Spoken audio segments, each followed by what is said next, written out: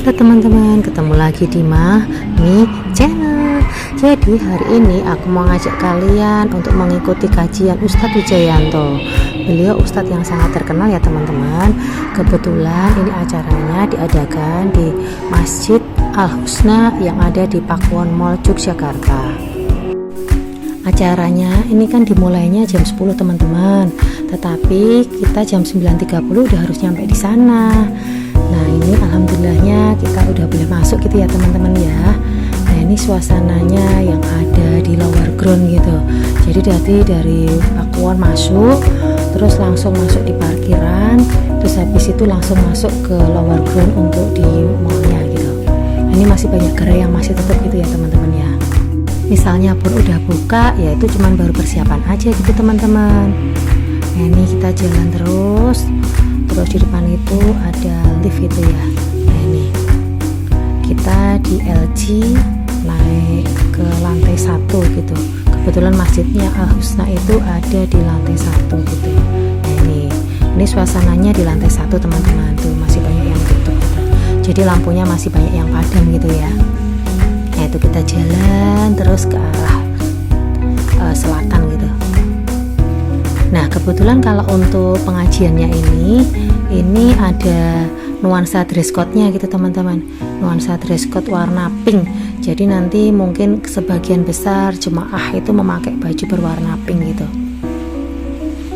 Nah ini tuh masih banyak yang tutup, jadi masih gelap gitu ya. Nah itu di sebelah kiri saya juga masih banyak juga tuh yang gerai-gerainya masih tutup. Nah nanti pulangnya kan sekitar jam 11 gitu ya. Nah nanti kalian bisa lihat gitu ya perbedaannya antara sekarang sama yang nanti gitu ya, seperti itu. Nah itu tapi memang udah ramai sekali gitu teman-teman. Nah itu seperti itu. Nah ini kita jalan lurus aja gitu di lantai 1 di bagian selatan gitu ya. Pokoknya teman-teman nggak usah khawatir aja, nanti misalnya belum tahu Masjid Al Husna ada di mana gitu ya, ikut aja rombongan yang berbaju pink gitu teman-teman. Nah ini untuk Masjid Al Husna itu ada di samping toko Gramedia gitu teman-teman. Nah itu Masjid Al Husna, jadi tinggal kita masuk aja ke barat gitu ya. Nah seperti ini. Oh ya, untuk kajian ini itu yang mengadakan dari Kajian Mutia dan diperuntukkan untuk jemaah perempuan gitu teman-teman. Dan ustadznya ini kebetulan hari ini itu Ustadz Wijayanto seperti itu. Nah itu sebelumnya biasanya banyak jemaah yang foto-foto dulu gitu teman-teman, seperti itu.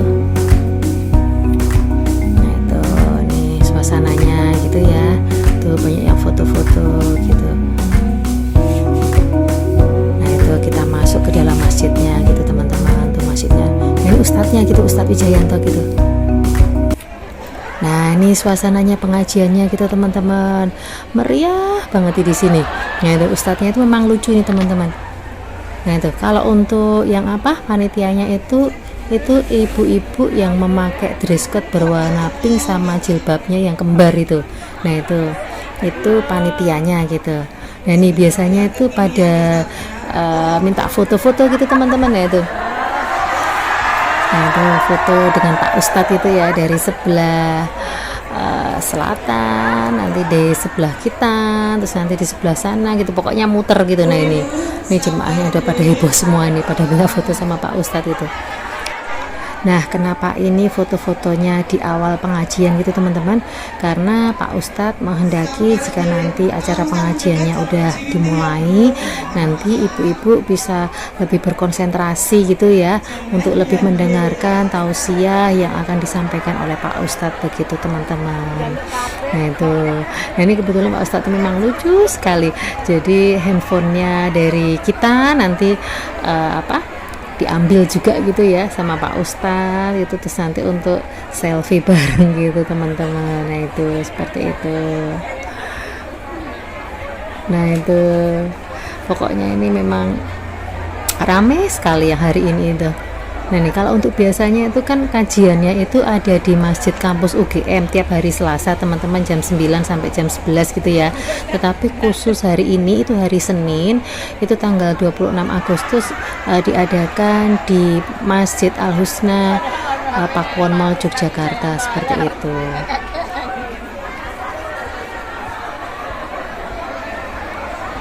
Nah ini tadi padahal udah selesai foto-foto, tapi kebetulan masih ada jemaah yang berkenan meminta foto, jadi akhirnya Pak Ustadz ini foto dulu gitu teman-teman. Itu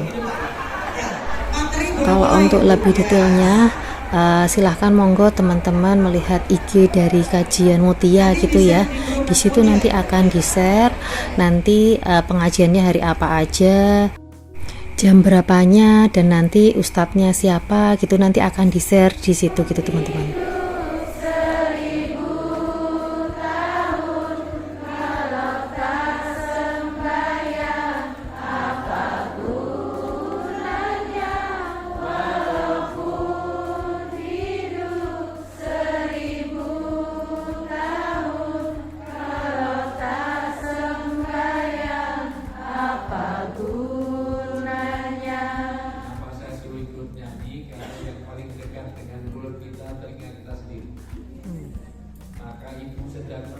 Dirinya sendiri.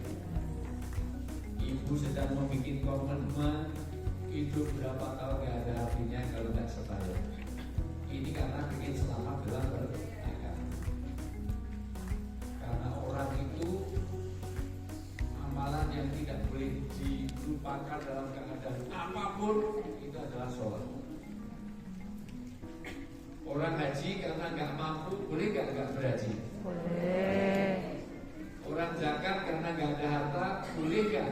Boleh. Orang puasa karena sakit, boleh nggak? Boleh. Tapi kalau ada orang sholat karena sakit nggak sholat, boleh nggak? Enggak. Karena miskin nggak sholat, boleh nggak? Enggak. Karena takut maka nggak sholat, boleh nggak? Nggak boleh. Ingat bu, ini selamat agama ini karena masalah sholat. Maka standar utama kata Nabi yang membedakan orang Islam dengan orang kafir itu sholat. Maka jangan tinggalkan sholat. Sholat itu dalam kondisi apapun, dalam keadaan perang saja sholat gak boleh ditinggalkan. Sholatlah sambil berjalan kaki. Sholat sambil berjalan kaki. Bismillahirrahmanirrahim. Sambil jalan. Jelas ya bu? Sholat boleh gak sambil jalan? Boleh. Boleh. Atau berkendaraan. Atau berkendaraan sambil nyopir. Bismillahirrahmanirrahim. Ditol, tapi rukuk sujudnya nggak usah. Sujud ini malah bilahi nyopir. Ya rukuk sujud seperti biasa, kayak jadi pilot, jadi apa, nggak mungkin ditinggal sholat. Maka sholatnya sambil menjalankan pilot atau narkoba atau apa yang tidak memungkinkan untuk sholat sempurna.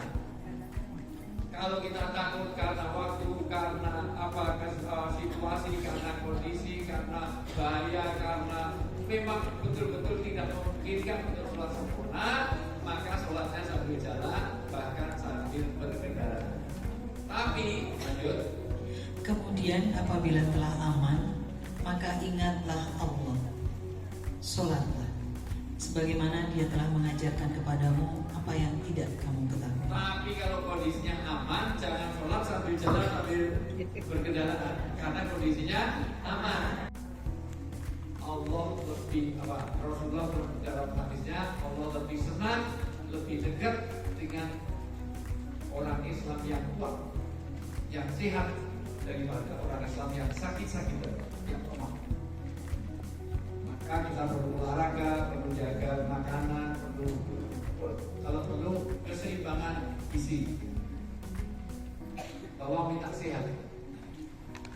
Sehat yang kedua adalah sehat secara mental. Mental atau psikis itu penting, diantaranya dengan cara bersilaturahmi seperti ini. Sehat yang ketiga, sehat sosial, yang nanti akan kita bahas hari ini. Sehat sosial itu pertemanan, membangun circle. Circle kita harus circle orang-orang baik, karena circle itu bahwa nanti berakibat sampai surga nanti. Yang keempat adalah sehat secara rohani.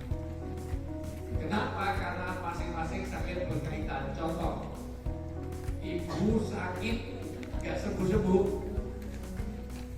sakitnya fisik gak sembuh-sembuh, terus putus asa, itu adalah penyakit psikis.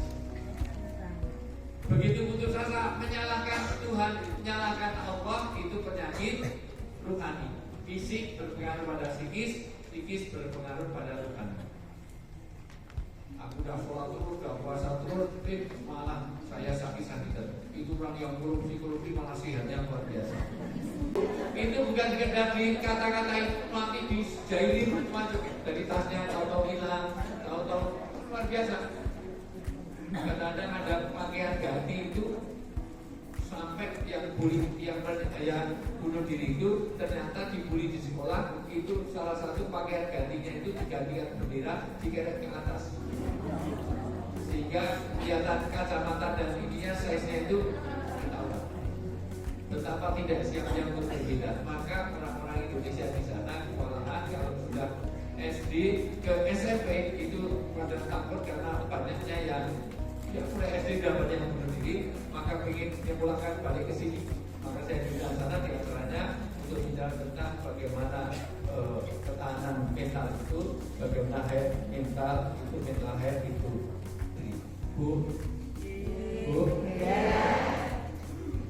masih fokus? Masih fokus? Ini warnanya apa? Semuanya saya akan ngecek karena sering kali saya bikin uji fokus. Ini warnanya apa? Kalau daun warnanya apa?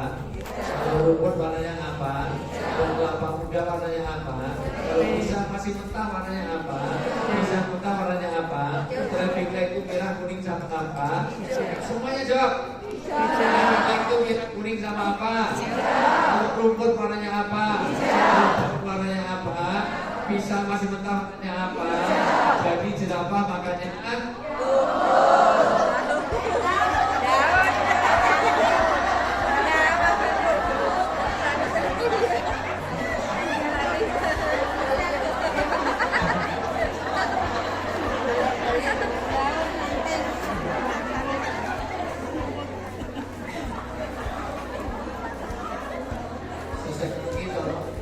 jamaah mulia diajak ke Gembiraloka.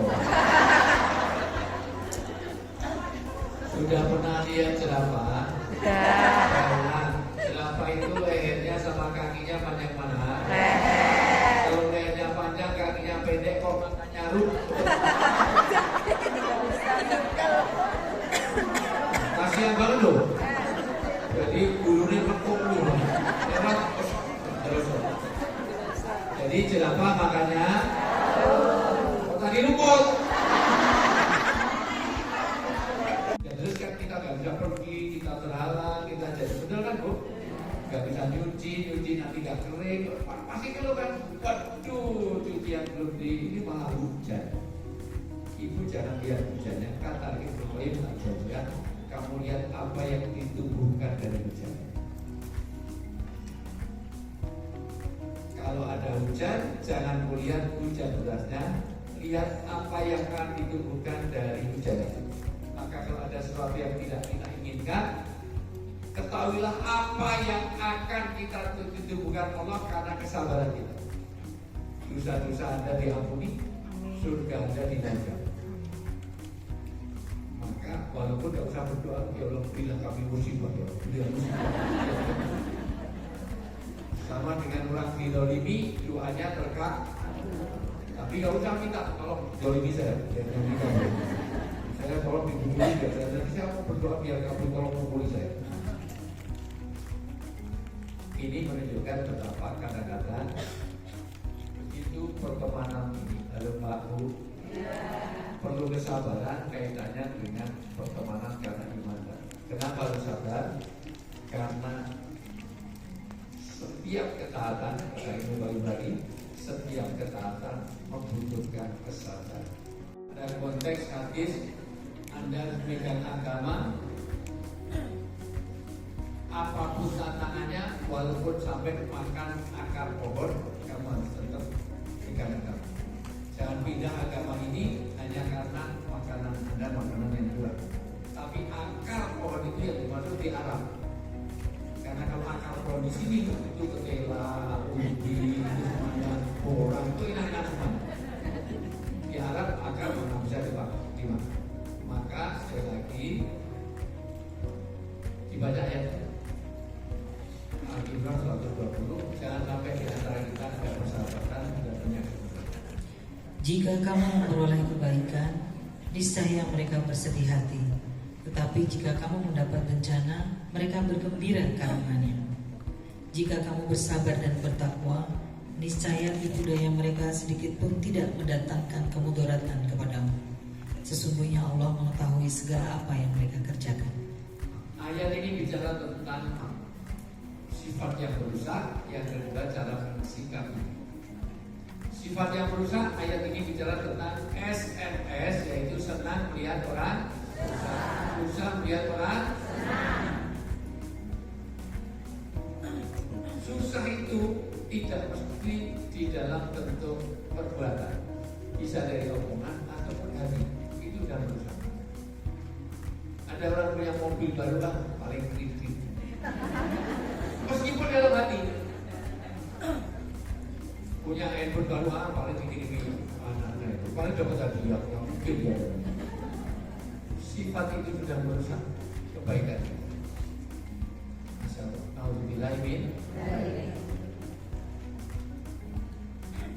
Maka sikapnya yang baik. Alhamdulillah kok mobil yang baru besok bisa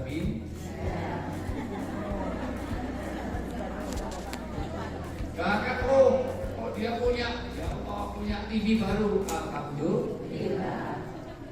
Besok bisa punya istri baru. Sorry ya.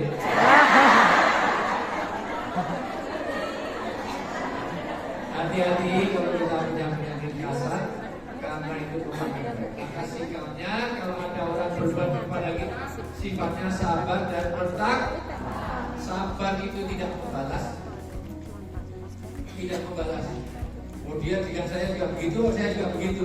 Berarti Anda sama-sama penipu. Maka kalau kecurian boleh gak dibalas dengan mencuri? Sering terjadi kalau kita kehilangan sadar. Apabila para penghuni surga tidak menemui sahabat mereka saat di dunia, maka mereka akan bertanya kepada Allah Subhanahu wa taala, "Ya Rob, kami tidak melihat sahabatku yang sewaktu di dunia sholat bersama kami, puasa bersama kami, dan berdakwah bersama kami."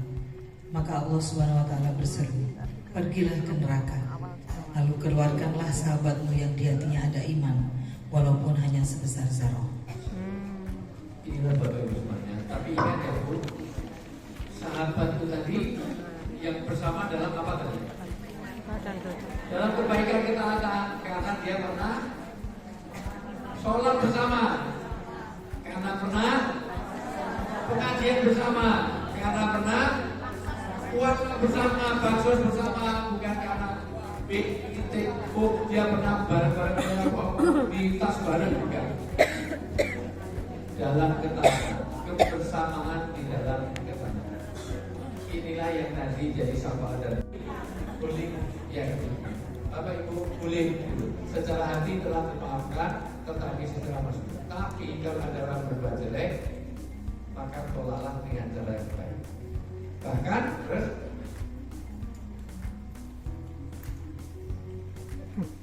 maka tiba-tiba orang yang antaramu dan antara dia ada permusuhan seolah-olah telah menjadi teman yang setia. ini indah sekali.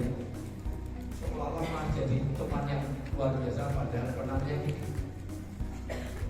Inilah membangun permusuhan dengan persahabatan. Maka cara Rasulullah dulu, mohon maaf, Umar bin Khattab radhiyallahu anhu dulu masuk Islamnya itu semangat untuk bersahabat atau musuh. Mau ketemu Rasulullah itu mau ngapain? Mau bunuh. Tapi apa yang terjadi? Justru karena sikap Rasulullah, adiknya suruh punya sikap yang begitu rupa, maka ternyata yang tadinya memusuhi, maka dengerin keinginan Iyarhum bil jahiliyah, iyarhum bil Islam. Orang yang memuji kamu serta mati-matian, nanti suatu saat kalau dia disadarkan menjadi orang yang sangat baik buat kamu. Maka catat baik-baik Bu, musuh yang paling kejam sering terjadi karena teman yang paling dekat. Betul kan Bu? Kalau baru kenal, insya Allah oke banget kan Bu? Nanti kalau sudah bunuh diri nanti nggak mati sendiri kan Bu? Jangan ikutkan orang Jepang kalau sudah gitu. Bu, kenapa ini saya sampaikan? Di mahasiswanya Ular di UGM ada komunitasnya. Nanti Ular bisa cerita. Komunitas orang-orang yang dulu. Terakhir MIPA, anak MIPA. Sebelumnya anak UBN, sebelumnya anak UM, sebelumnya anak UAD. Masing-masing anak UAD bunuh diri. Ya, cek. Jadi habis kajian biasanya langsung ada sesi tanya jawab gitu teman-teman seperti ini.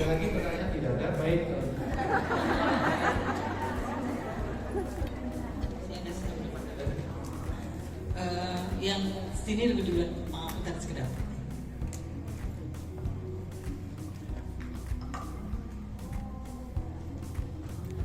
Assalamualaikum warahmatullahi wabarakatuh.